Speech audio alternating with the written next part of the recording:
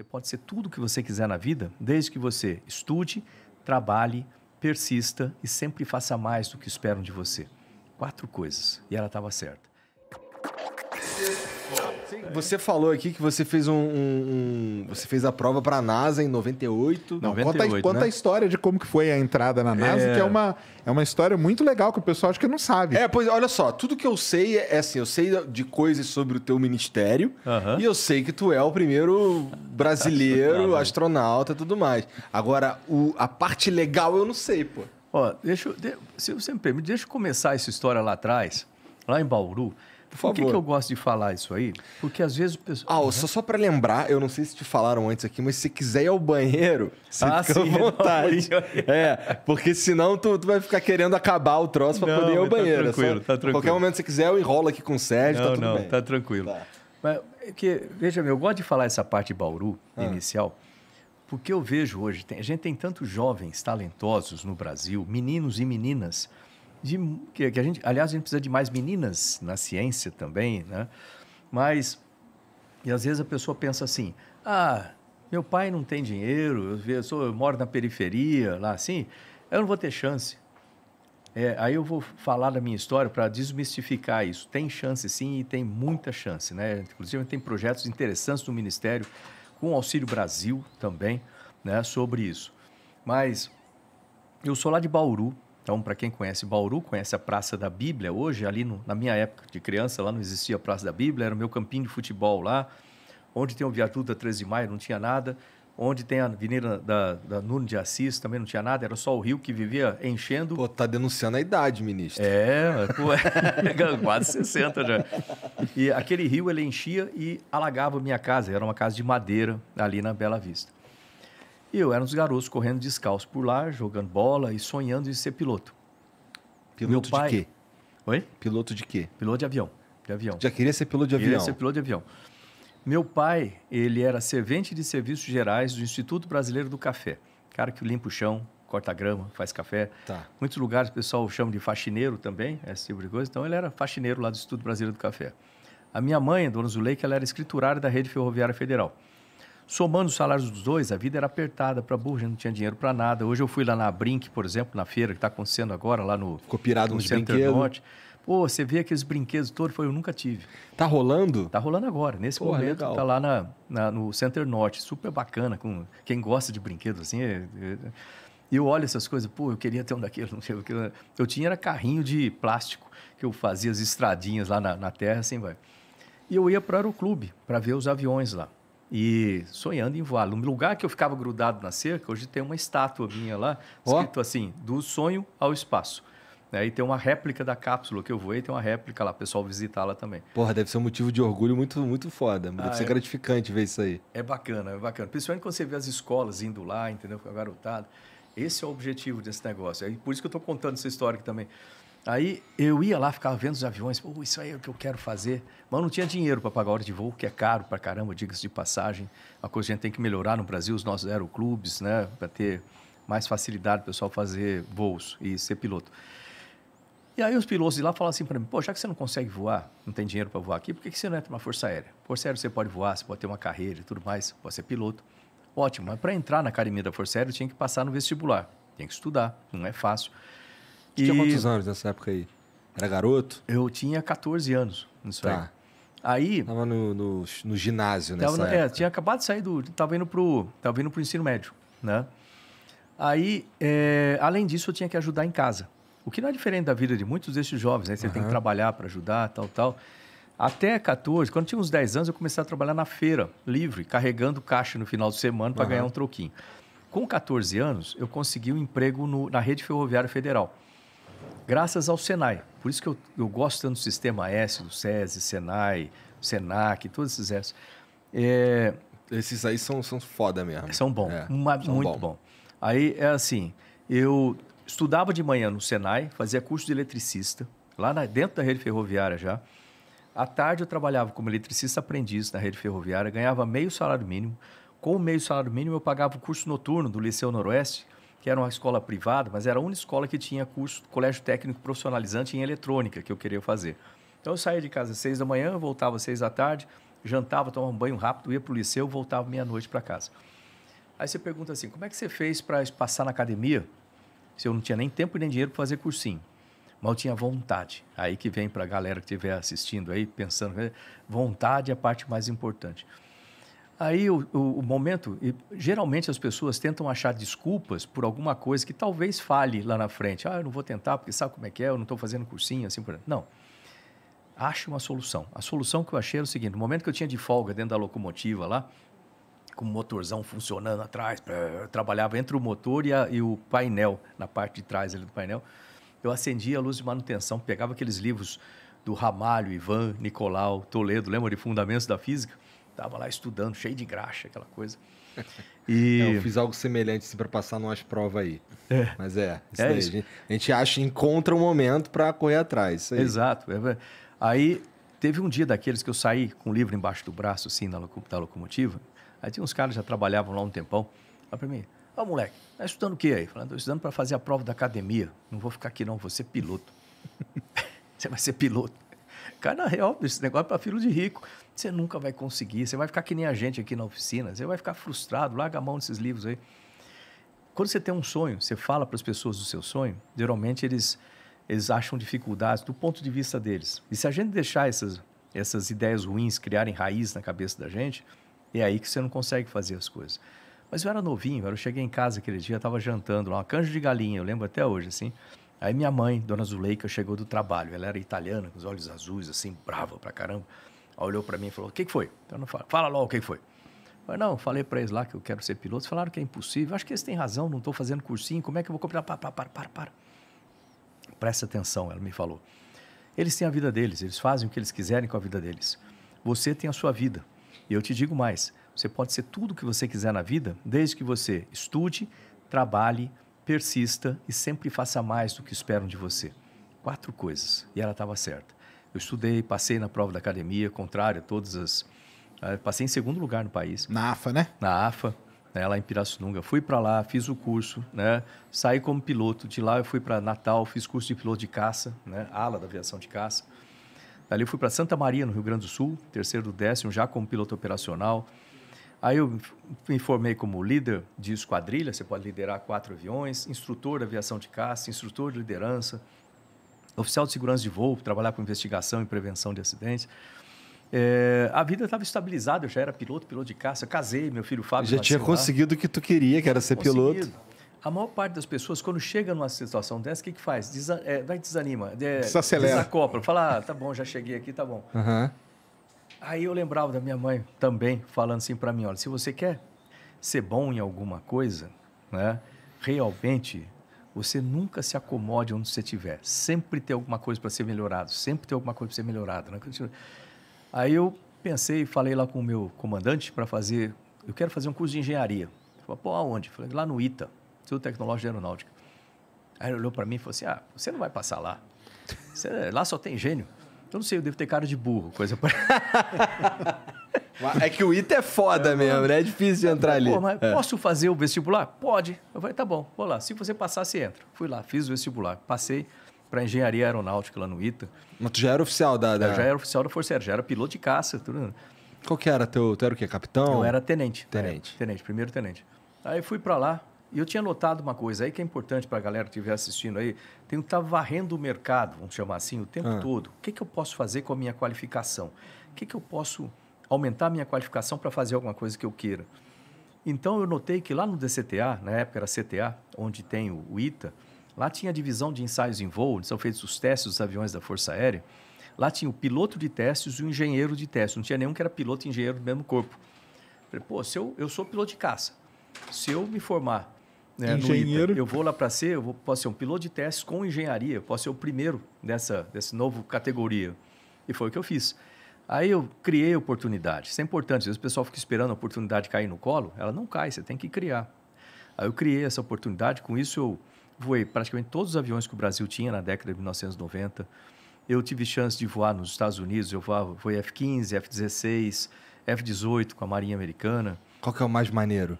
Eu gostei mais do F-15 na Força Aérea. Por quê? Porque ele é mais rápido, mais brabo? Não, ele é... vamos dizer assim, as qualidades de voo dele são melhores do que os outros, do ponto de vista do piloto. Então, um avião bimotor, um avião que você sobe de 0 até 35 mil pés, por exemplo, em 2 minutos, no máximo. Você sobe quase na vertical com ele. Ele é supersônico e ele voa exatamente da maneira como você espera. Você está voando um avião. Você comanda uma curva para a esquerda. Você espera que ele comece a reagir, dependendo da velocidade, imediatamente, ou ele tem um pouquinho de retardo, mas ele tem uma certa força no comando. Tem aviões, o F-16, por exemplo, que eu voava lá. O F-16 é era famoso. Um F-16A. Ele era, da primeira versão, ele tinha ainda o joystick dele era fixo, não era nem móvel. Então, ele trabalhava com a pressão da sua mão. E como ele voa, pode ser um pouquinho mais, mas para explicar, ficar um pouquinho mais técnico assim, claro. Que é o seguinte, o avião ele tem rolamento, certo? Ângulo de rolamento, por exemplo, 30 graus à direita, 30 graus positivo, 30 graus à esquerda, 30 graus negativo. Ângulo de rolamento, ângulo de arfagem e ângulo de guinada. Tá? São os 3 eixos do avião. Ângulo de arfagem é nariz para cima, para baixo. E aí, o outro é o quê? Guinada. Guinada. É girar no eixo. Guinada, você gira no eixo aqui. Tá. E aí o que acontece? Geralmente, intuitivamente, como piloto, quando você está voando aqui o avião, quero fazer uma curva à esquerda, se você olhar no gráfico que mede o comando dele, né, e a força no comando, você vai notar o seguinte: quero fazer a curva à esquerda. Você comanda aqui, mancha à esquerda. Ele movimenta o aileron, né, e você começa, depois vai ter um retardozinho, e ele começa a vir para a esquerda. Quando ele chega no ângulo que você quer parar, por exemplo, 30 graus, mas não se sente aqui, se você olhar o gráfico, então vira assim, ó, foi à esquerda, então comando negativo aqui para a esquerda. Aí eu mantive aqui à esquerda. Aí ele começa a inclinar. Quando ele chega no ângulo, geralmente, o que você dá um comando, você volta mais do que o neutro para parar ele no movimento, depois você chega em neutro. Então faz assim. Tá? Ou seja, intuitivamente a gente comanda ângulo de rolamento, ângulo de arfagem, etc. Ótimo, isso é intuitivo e o F-15 funciona exatamente dessa forma. Ele tem comando reversível, ou seja, ele não, vamos dizer assim, ele não é comando direto, ele funciona com hidráulica, né? Você comanda no sistema hidráulico, por causa da força no comando, mas ele funciona exatamente da maneira como você quer, em ângulo. Ótimo. F-16, imagina que você vai fazer a mesma coisa com o F-16, tá? Você quer fazer uma curva e parar em 30 graus. Aí eu boto uma força, porque você não consegue fazer isso aqui, você bota uma força no joystick para a esquerda. O que ele interpreta não é o ângulo de rolamento, mas o phi ponto, a razão de giro para lá. Caramba. Como ele interpreta a razão de giro, se eu tiver parado, significa para ele, mantenha no ângulo que está. Se eu empurro um pouquinho, com um pouco de força, significa eu quero girar com pouca velocidade. Bastante força, eu quero girar rápido. E se eu tirar a mão no manche, ele para onde eu estiver. Então, quando você vai voar um avião desse jeito, em que você comanda o phi ponto, você comanda as razões de giro, razão de ângulo, é diferente, não é intuitivo na mente. Então, o que acontecia? Quando você decola com o F-16 no começo, você tem tendência a sair batendo asas, assim, porque você quer parar ele, você acaba dando um comando para lá, ele começa a virar para o outro lado, não, ele para cá, até você alinhar. Então, dá um gráfico assim. Entendi. Então, era mais difícil de voar o F-16. O F-15, não, é perfeito, é enorme, né? Tem quase 3 metros do canopy, né? Da nacelle até o chão. Então, para eu que sou baixinho, ou eu me pendurava para sair dele no caso de emergência, ou corria por cima, corria pela asa e pula pela ponta da asa. Caramba. Entendi. Né? Caralho. Agora, que maneiro, cara. É muito legal esses aviões. Aí eu voei o MiG-29 também, que é outro aviãozaço russo, né? Aí eu voltei ao Brasil, fiz um mestrado lá com o professor Santo em otimização de trajetórias orbitais, lá no ITA. Aí depois fui para os Estados Unidos para fazer mestrado e doutorado em engenharia de sistemas, né? Mas até aí ainda não tinha papo de ser astronauta. eu tinha vontade, mas não efetivamente. Porque o Brasil nunca teve astronauta. Essa vontade saiu da onde, Marcos? Porque assim, você falou para mim que no começo você queria ser piloto. Queria ser piloto. Em algum momento tu quis ser astronauta. Eu vou dizer um momento que foi muito característico, assim. Eu estava voando lá em Santa Maria fazendo uma interceptação noturna, né? Uma noite aquela clara, assim, sem só estrela, uma lua enorme, lua cheia, assim, enorme. Estava eu e o Portes. Portes é um cara da minha turma. A gente fazendo interceptação lá. O controle vai te falando, curva para trás, curva para trás, você achar outro avião, entra em combate, depois você para. E, de repente, eu estava voando assim, eu vejo aquela lua. E a impressão que dava, sem sacanagem, era quase como se eu esticasse a mão para fora do avião, como se fosse possível, né? Eu ia encostar na lua. Sabe? Um negócio lindo, assim. Eu pensando, falei assim, pô, o meu irmão tinha fotos da Apollo, todo o programa Apollo, ele tinha na parede do quarto dele, aquele negócio sempre ficou na minha cabeça. Falei, pô, eu tô aqui como piloto, de repente eu podia, né? Quem sabe? Sobe mais um pouquinho, né? Subir mais, voar mais alto, voar mais rápido, né? De repente eu consigo. Mas não tinha nada que indicasse a possibilidade, entendeu? Não tinha nenhum caminho aberto, o Brasil não participava de nada que pudesse ser astronauta, nada disso. Mas eu acho que, de alguma forma, quando você quer muito uma coisa, é gozado, é como se o universo começasse a conspirar a seu favor, né? De repente eu estou lá fazendo doutorado, o Brasil entrou no programa da Estação Espacial Internacional. O meu irmão viu no jornal, no Brasil, uma chamada da Agência Espacial. E ele mandou para mim, já tinha computador, né? Em 1998 era lento, era aquele discado ainda, aquela coisa. Nascimento da internet ali. Aí eu recebi aquilo, eu olhei, ele escreveu assim no e-mail, né?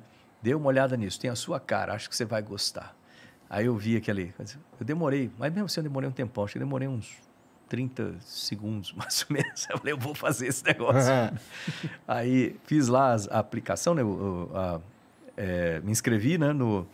Com a NASA, com a Agência Espacial Brasileira, avisei na Força Aérea, e teve uma confusão, meio difícil para conseguir me inscrever. Mas os caras não queriam deixar você fazer isso? Não, no começo não queriam deixar, porque eu já estava no exterior. Falaram, já está no exterior, por que você quer fazer isso? Pô, mas aí são outras coisas. Sempre tem esse tipo de coisa, né? Aí eu me inscrevi, aí fui selecionado na primeira... Eles fazem assim, são 3 fases. O que a NASA faz, ela pega aquele monte de currículo, faz uma seleção de currículo e reduz um grupo. Aí pega aquele grupo, faz exame médico, físico, psicológico, tal, reduz mais, porque muita gente fica fora nesses exames. Exame médico, por exemplo, ou psicológico. Tem certas características para astronauta que são muito específicas. Você não pode ter uma pessoa, por exemplo, que não se dê bem com outras pessoas em situação de estresse. Né? Vai dar merda no espaço. Então, Sim. Você tem que ter um grupo que trabalhe, uma pessoa que trabalhe bem em grupo, né? E etc. E depois eles pegam aquelas pessoas reduzidas e fazem uma entrevista. E aí, dessa entrevista, que é em grupo e isolado, dessa entrevista eles fazem a escolha. Geralmente, as turmas da NASA acontecem a cada 2 anos, em média, não é escrito em pedra. A primeira turma foi a turma 1, lá dos eleitos, lembra aqueles 7? A minha 17. Eles escolhem uma média de 20 astronautas a cada uma dessas escolhas. A minha tinha 32, já teve turma de 12, por exemplo, turma menor, então, para fazer uma média aí. E toda aquela galera lá, por exemplo, a turma 17, toda aquela galera lá se tornou astronauta? Quase todo mundo. A gente perdeu 2 no caminho. Tá, mas o previsto é que todos se tornem. A ideia é que todo mundo se torne. Tá, eles fazem uma seleção muito rígida, justamente para não ter muito atrito, como a gente chama, não perder muita gente no caminho. O curso ele é pesado, né? Eu fui selecionado, aí fui lá para Houston. O curso demora 2 anos para se formar como astronauta profissional. Ele foi selecionado primeiro aqui no Brasil, porque teve essa parceria. Aí depois ele foi ser treinado na turma que a NASA criou. Aí podia ter gente do Brasil, tinha gente de outros países além dos Estados Unidos? Tinha 6. Mas para mim uma surpresa que eu tive, a primeira coisa quando eu cheguei aqui, eu falei assim, mas eu vou ser selecionado sozinho? Não tem um backup? Não tem uma outra pessoa? Não, é você só. Aquilo deu um certo frio na barriga. Falei, pô, eu não posso falhar, né? Não posso fazer merda. Eu não posso falhar, eu não tenho nenhum outro comigo. É o primeiro ponto que eu achei. Segundo, que eu cheguei lá achando, pô, já fui selecionado, que legal, né? Tá tudo legal. Cheguei lá, não, você vai fazer os testes de novo. Eu, pô, de novo?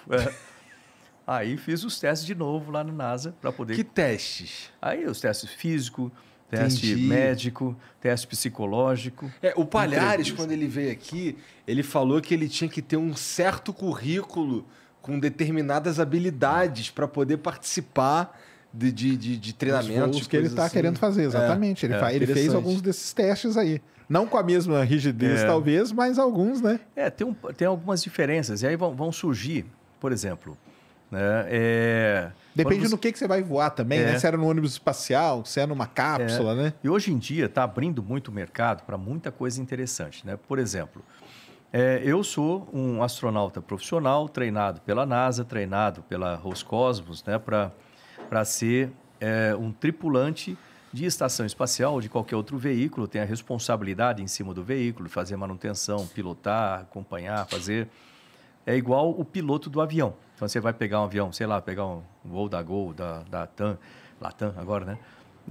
Você entra lá, o piloto é responsável em pilotar o avião, resolver qualquer pane que tiver, e você tem os comissários responsáveis ali pela segurança da tripulação. O pessoal acha que eles são responsáveis para servir cafezinho. Não, é segurança da tripulação. Isso é para isso que serve o comissário da tripulação, segurança dos passageiros. Uhum.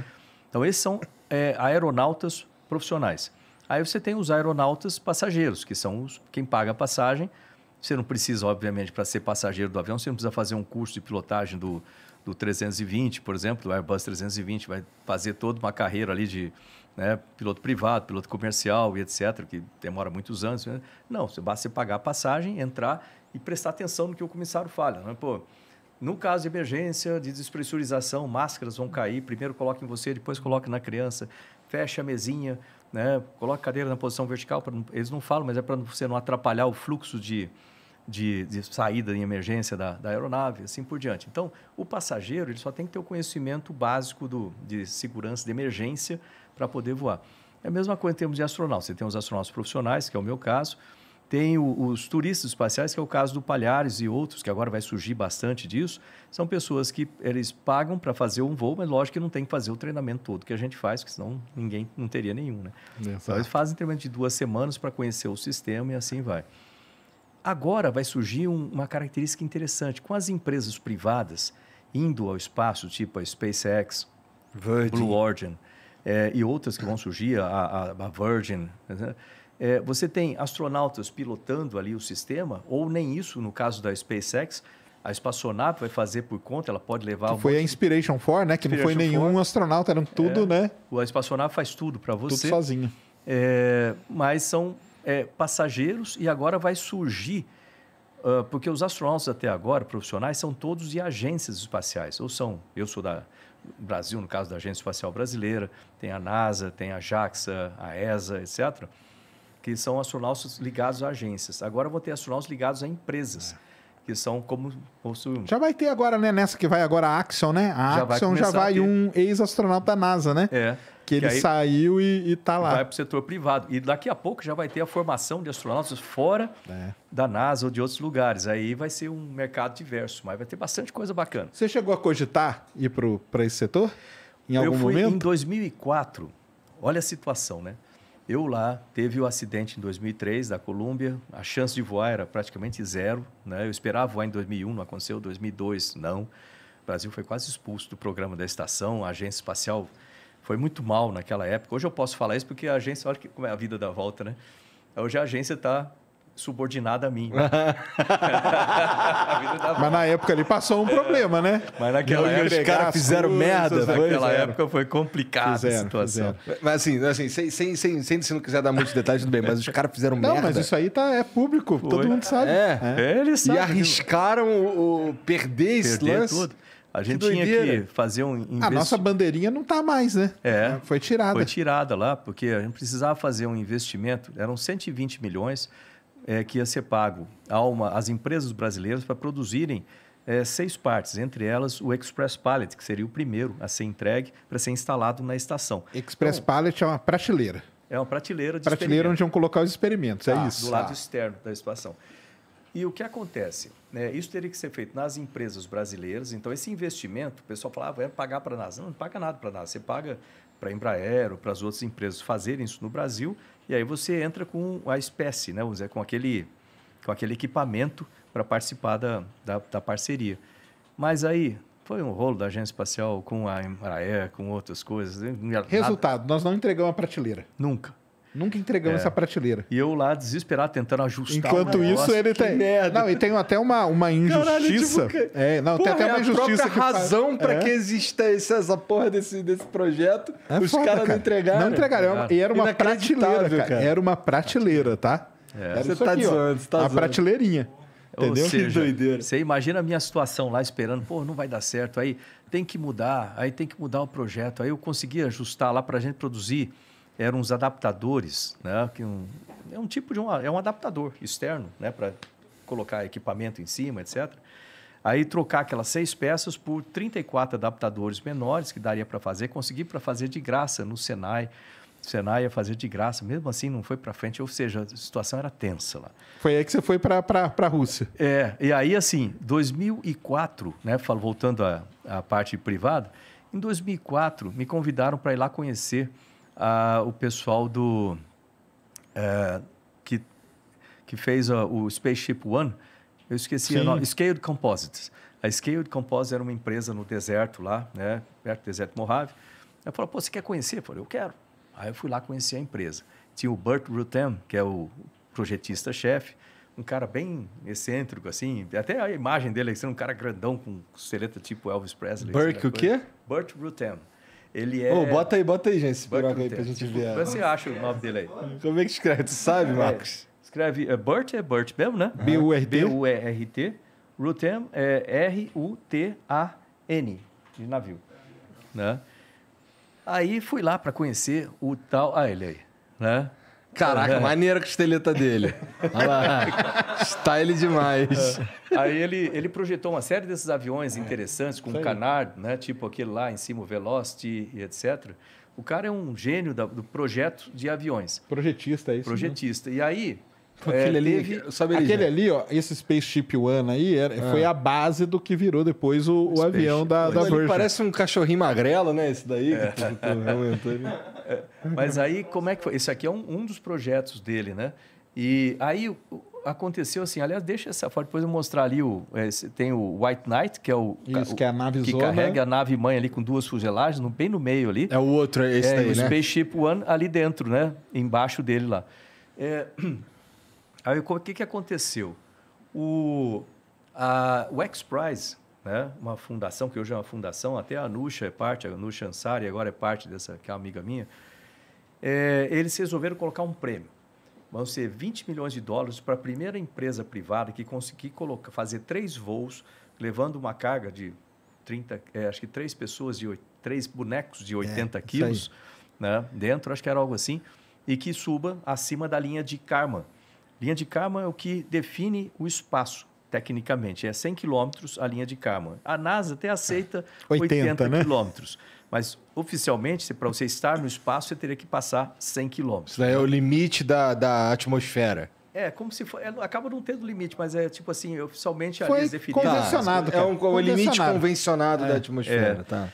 Aí, participaram várias empresas, inclusive a Scaled Composites dele. Aí. Teve apoio da Microsoft na época, daquele vice da Microsoft, eu esqueci o nome dele. O Paul, né? Isso.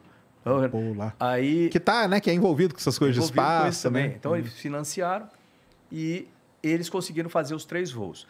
Mas eu fui lá, o Spaceship One estava lá, que eu imaginava que fosse grande, ele é menor que essa sala aqui, assim, né? Aquele que está ali embaixo.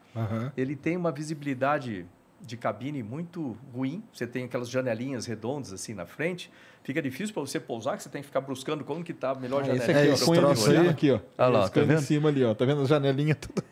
Entendi. E ela tem um motor interessante, esse motor foguete dele, que é com plástico. Dele é híbrido, né? Dele é híbrido, é esse híbrido aí da Coreia, né? E começou a ser desenvolvido lá com outra empresa, que esqueci o nome, que eles estavam desenvolvendo um outro veículo espacial, que o segredo todo era esse motor. Né? E aí fizeram os 3 voos, o piloto do último voo era o Brian Binney, que foi o cara que me mostrou o voo. O problema que eles tiveram é que na subida, que basicamente como é que acontece esse voo?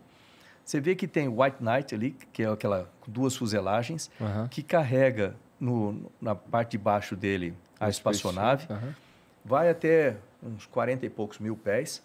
Dali ele libera a espaçonave, tem uma separação. A família pode ficar vendo as pessoas, essa é a ideia, ficar olhando, a pessoa dá tchau ali tudo, né?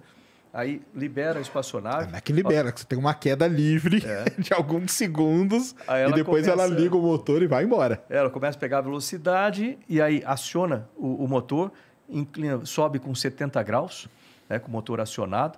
Aí, quando ele chega aproximadamente 110, 107 quilômetros, acaba o propelente, o motor apaga, e aí ele entra uma parábola, né, lá em cima, de uns 7 minutos, aí dá para o pessoal soltar o cinto, olhar, e ter uma ideia ali de 0G, e aí depois, o segredo dessa espaçonave vem aí, ela começa a fazer a reentrada, as asas dela, você vê que ela fica naquela configuração que ele está ali, ó. Ela fica numa configuração de peteca.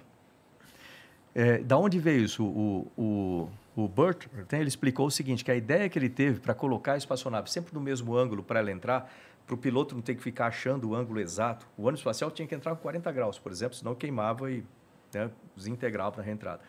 Então, para não ficar ajustando o ângulo com o piloto, como ele tem aquela reconfiguração, ele anda sempre no mesmo ângulo, né? Considerando que ele está com a distribuição do centro de gravidade, ok.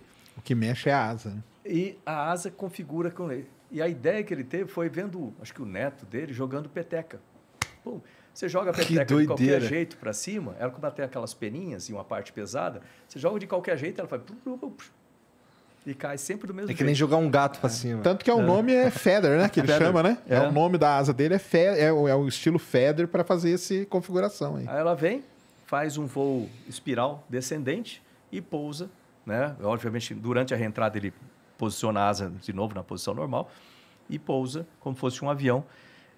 Isso dá 1h40, mais ou menos de voo. Mas isso aí é um rolê de civil, não é? Isso daí é algo que... Então, mas isso aí era o Spaceship 1, cara. Que era isso aí. Aí o que aconteceu foi que quando foi fazer o primeiro voo de teste, a asa não funcionou como eles esperavam. E aí? E aí deu problema. É o piloto que você conheceu? É o Brian Binnie. Olha só. O Brian Binnie, o que aconteceu? Durante a subida, aí ele foi lá, 70 graus, até aí tudo bem.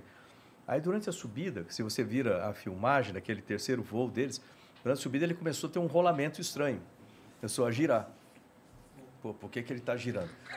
Aí ele diz que lá na hora, ele tentando segurar o rolamento e não tinha jeito, e não tem cadeira de injeção esse negócio, ele falou, pô, não deu muito certo isso, né? E aí, de repente, entrou os sistemas, ele conseguiu estabilizar e voar e completar a missão. Mas isso acabou sentenciando ela a não ser utilizada e criaram um Spaceship 2, teve problema no primeiro protótipo. Na volta teve um acidente, morreu, foi o copiloto que morreu. O copiloto acabou morrendo. Mas o que acontece é que durante essa subida, tem uma fase que a gente pode chamar de interface, né? O que acontece? Você tem comandos aerodinâmicos, né? Aileron, assim que você vê ali nela, e você tem foguetes de controle de atitude. E essa interface, até um certo ponto, como você tem pressão atmosférica adequada, você consegue controlar a atitude usando aerodinâmica, né? Ótimo. A partir de como a pressão aerodinâmica vai reduzindo, né? A pressão do ar vai reduzindo. Sim. Quanto mais alto você tiver, menos eficiente isso daí para de funcionar. E aí você tem que usar foguetes para fazer controle de atitude. Então, um foguetinho, ele faz isso, ou gira, né? Faz rolamento com foguetinhos. E a transição é quando passa do controle aerodinâmico para controle de foguete e depois no regresso de controle de foguete para aerodinâmico. É mais simples o regresso do que a subida, nesse caso. Subir é sempre mais difícil. E então ele teve problema de controle na atitude e isso então fez com que essa espaçonave fosse então para o museu, está lá no Smithsonian, né, na posição de destaque. Mas o pessoal me convidou para ir lá, o Brian Binnie mostrou a espaçonave toda e a ideia é que eu trabalhasse com eles como piloto de testes lá. Caramba! E é isso que a gente estava olhando isso. Mas como em 2004, né, que foram feitos esses voos, eu estava começando a sentir que talvez mudasse alguma história, né, e de fato mudou em 2005, quando eu tive o convite para ir voar com os russos, né? Aí eu falei, putz, não, eu vou ficar lá ainda, tal, e aí a aposta foi correta, aquelas decisões na vida que você tem que tomar. E eu acabei ficando na NASA e de lá, então aí correu outro caso. Em 2005 veio, eu lembro que era o Gassmeyer, que era o chefe da estação espacial. Toda vez que ele me ligava, eu via no Caller ID ali, eu falei, ixi, alguma coisa complicada. Era sempre para cobrar alguma coisa. Aí toca o telefone, eu atendi, né? Aliás, teve... Cadê a prateleira? Cadê a prateleira? Toda vez era cobrando alguma coisa. Das reuniões lá, eu ficava cada vez mais para trás, assim, para não... Né? Deve ter sido uma situação complicada, Nossa, né? Imagina, eu estava com a cara lá, né? Aí teve uma reunião que foi interessante, teve uma ligação que ele fez para mim que foi interessante. Ele ligou e falou assim, o seu ministro acabou de colocar que você vai voar com os chineses. Você lembra? Era o Roberto Amaral. Caramba, lembro. Aí saiu no jornal, eu nem sabia disso. Aí eu falei, sério? Ele, sério. E a gente vai ter que conversar sobre isso. Aí, conversar o quê? Pô, transferência de tecnologia. Eu falei assim, mas por quê? Eu não vou levar nenhuma tecnologia. A tecnologia é você, pô, tá na sua cabeça. Ixi, é mesmo, tal. Mas acabou que não rolou nada com essa parte com os chineses. E eu acabei, depois, né, passou mais alguns anos que teve essa situação toda, acabei sendo... Ele ligou e falou, olha, você vai voar com os russos. Na época não era comum, né? Na época... mas como estavam parados os voos por causa do acidente da Colômbia, então foi a solução que você achou, que eu voasse com os russos. Aí falei, ok, quanto tempo eu tenho para aprender? Eu tenho que cumprir a minha função. Minha função a bordo da espaçonave, sou especialista de missão, é fazer manutenção, fazer troca de sistemas, manutenção de sistemas, reconfigurar sistemas, tal. Eu conhecia muito do lado nosso, vamos dizer assim, não dos lados russos, que eu só conhecia a parte de emergência lá, que é eles que faziam essa manutenção. Falei, quanto tempo eu tenho para aprender o lado de lá? 1 ano e meio? 1 ano? Falei, não, você tem 5 meses só. É assim mesmo. Quando você está chegando perto do seu objetivo, é quando você tem os maiores desafios. A vida é assim. Pensa como piloto de caça, né? Você vai chegar no objetivo, a antiaéreo não vai estar do seu lado, aqui vai estar perto do objetivo, para defender o objetivo. Então, ali que você vai tomar tiro. Né? Tudo bem. Aí, no final da conversa, ele falou assim, mas você sabe que na Rússia o pessoal fala em russo, né? Claro, sim, senhor. Imagino, né? Imagino que sim, né? Você fala russo? Eu, não, senhor. Agora falo. Então, nos primeiros 3 meses, em paralelo com o seu treinamento técnico, você vai ter que aprender russo lá, suficiente para voar. Sim, senhor. Né? Aí fui lá para a Rússia, né? Para falar lógico que todo o treinamento, mas tinha que aprender a falar em russo também, né? O que não é fácil. Né? Eu imagino que não, né? Очень трудный говорить на русском языке. Puta. É difícil falar em russo. Se tu não fosse ministro, eu ia falar que é a tua mãe. E assim foi. Eu fui para lá, fiz o treinamento e a parte final é no Cazaquistão, que você faz os últimos testes lá no Centro de Lançamento de Baikonur. Aí, dia 29 de março, eu estava lá sentado num foguete daquele, Soyuz, esperando para decolar. Tensão, dá medo. Lógico que dá medo, você não é doido, você sabe o risco que você corre, você tem que ter, se não tiver medo, 2 coisas. Ou você não sabe onde está, ou você é doido. Ô, Marcos, mas deixa eu te perguntar uma parada, que assim, você estava previsto para voar, deu problema lá da Colômbia e tudo mais. A tua missão era o lance da prateleira que você falou. A prateleira era o acordo que tinha do Brasil com a o Brasil ia fazer parte Estação Internacional, internacional. Então, vários países faziam parte. Só que você tinha que entregar alguma coisinha, né, cara? E aí não entregou, deu todo que não ia mandar você para lá só de turismo. Né? Era para você começar a fazer parte, né? O Brasil começar a se inserir nessa coisa toda. E aí, isso daí passou pro lado, assim, agora o nosso parceiro é a Rússia e a ideia é a mesma? Foi isso que aconteceu? Foi feito um acordo com a Rússia, né, para que eu voasse, né, sob um pagamento para a Rússia, né, era 10 milhões de dólares na época lá. Aí a Rússia aumentou esse preço demais, depois os americanos começaram a pagar para voar com os russos, chegou a mais de 60 milhões de dólares. 80 milhões eles pagavam no final agora, para cada poltrona. Para cada poltrona nos Estados Unidos. Ou seja, a gente pegou ainda uma promoção, né? dessa. Mas isso aceleraria o processo, né? Então, fui para lá, treinei, fiz a decolagem lá. É interessante que naquele momento lá, olhando a decolagem, eu apontei para a bandeira, apontei para cima. O que eu queria dizer é que estava todo mundo indo comigo. E a bandeira significa todos nós. Pensei que fosse Deus acima de todos. Não. Eu não tinha como falar nada, né? Eu falei assim, como é que eu não tinha canal aberto para eu falar? Aí o Pavel, comandante, ele virou para mim, faz um sinal para o seu país, né? Aí eu pensei, o que eu vou fazer? Bom, vou apontar para a bandeira e apontar para cima, dizendo... Tinha que fazer o sinal do Ronaldinho, cara. Assim, e fala assim, ó, estamos todos indo juntos para cima. Quando eu pensei em junto, falei, pô, apontar com um dedo só não dá noção de junto. Foi por isso que eu apontei com 2 dedos. Por que você apontou com 2? Porque estamos indo juntos para cima. Cara, é uma sensação, então. A subida ali demora 9 minutos para você chegar no espaço. 9 minutos, só isso? Só. 9 minutos. Cara, como é que é a sensação ali? A pressão, como é que é? Fica travado? Como é que é? Os motores... Só aí você vai. Os motores, você está numa posição meio deitado, assim, né? Amarrado completamente, até o seu joelho é feito em... Tipo assim, tá o joelho, você tem que ficar o joelho dobrado, por isso que é bom ser baixinho nessa hora, se for grande, não cabe, vai ficar o joelho na cara aqui.